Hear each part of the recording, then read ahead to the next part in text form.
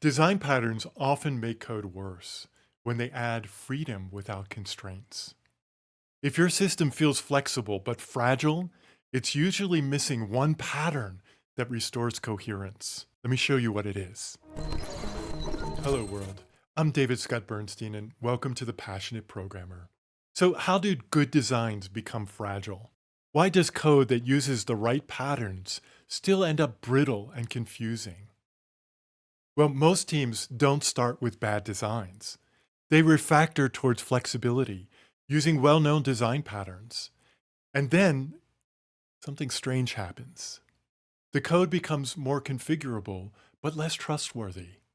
The issue isn't the patterns themselves. It's where the freedom was introduced and where the constraints were missing.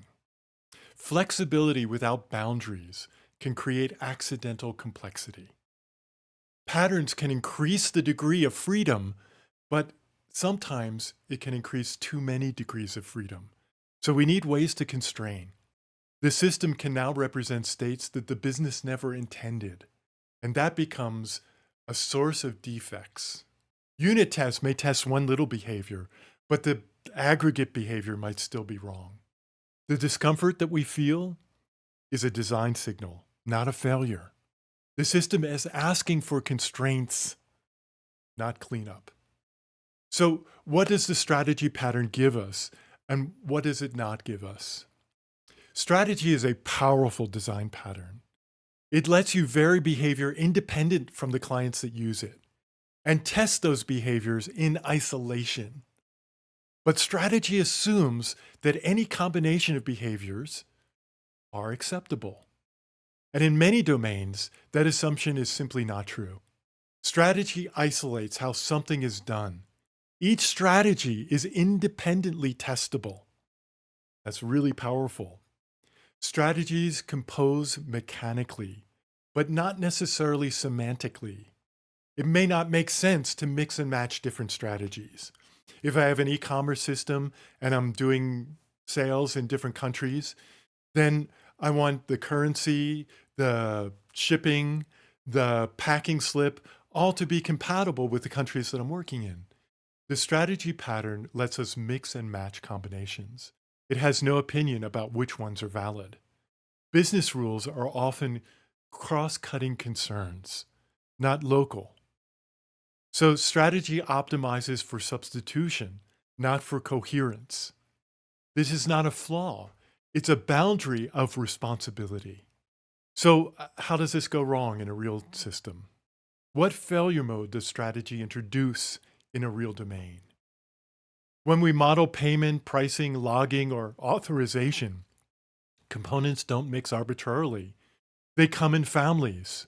Strategy lets us accidentally assemble combinations that can compile and run, but make no business sense.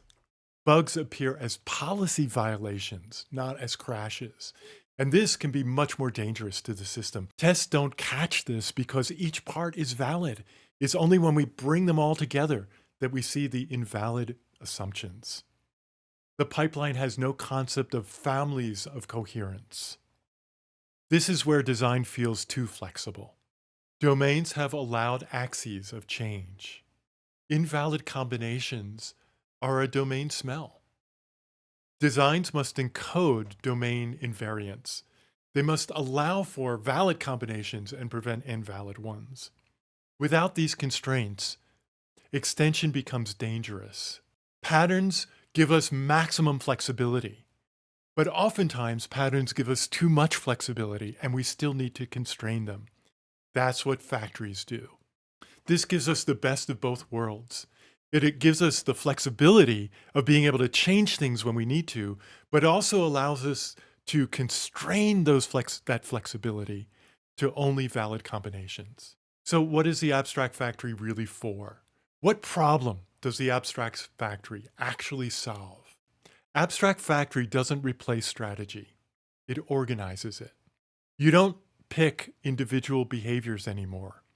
You pick a valid set. Abstract factories define families of related or dependent objects, so we can group them together.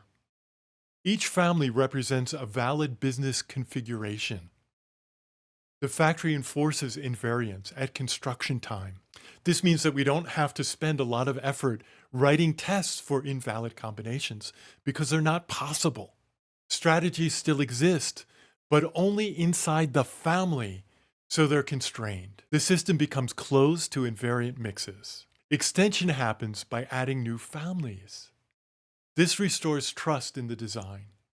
Why are factories procedural? And why is that a good thing? Factories are often misunderstood as just another OO abstraction. They're not. Factories are procedural decision points. Their job is to apply business rules and return objects that do the work. They decide, and the client acts.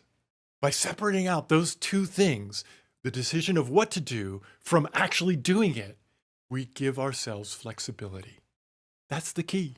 Factories answer, given these conditions, what should exist? What combination of variability should exist? They encode business rules, policies, and constraints. Factories centralize object creation decisions. Factories separate decision-making from execution, and they allow the client to remain simple and stable. This separation is at the heart of extensibility in code. OO stays manageable when decisions are centralized in factories. For a lot of systems, factories are the missing piece that turns the OO application from a big mess into something coherent.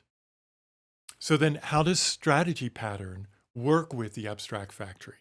The strategy pattern gives us interchangeable behaviors. Abstract factory constrains which behaviors travel together. Used together, they create designs that are flexible and coherent. Strategy handles variations. Abstract factory handles validity. What combination of variations are valid? This reduces the testing space from huge to manageable. They document domain constraints implicitly. They show us how the system is meant to grow. So what are the real trade-offs of including an abstract factory?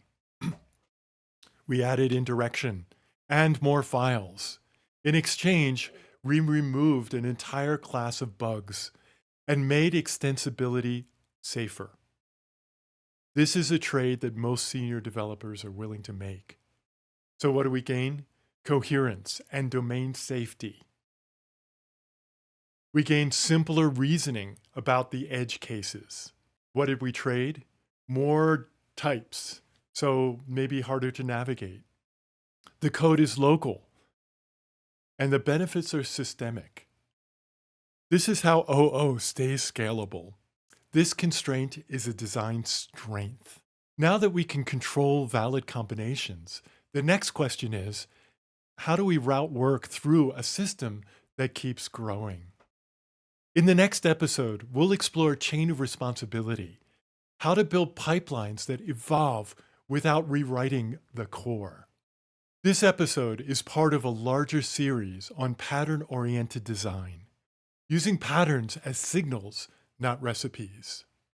The full playlist builds these concepts step by step. Check them out. Until then, happy coding.